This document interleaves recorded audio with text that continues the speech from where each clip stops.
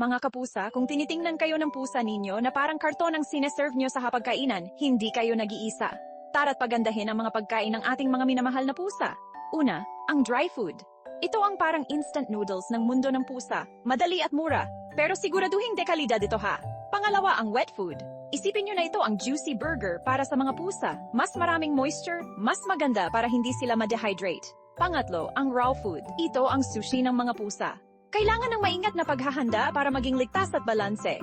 Kailangan ng mga pusa ng maraming protina mula sa karne. Walang diet na puro tofu dito.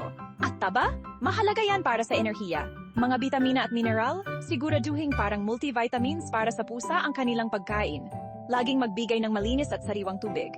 At treats, bigyan lang ng kaunti para hindi maging tabaching pusa ang mga alaga natin. Panatilihing masaya at malusog ang inyong mga pusa gamit ang mga tips na ito. Magpursige lang, mga cat lover, at happy feeding!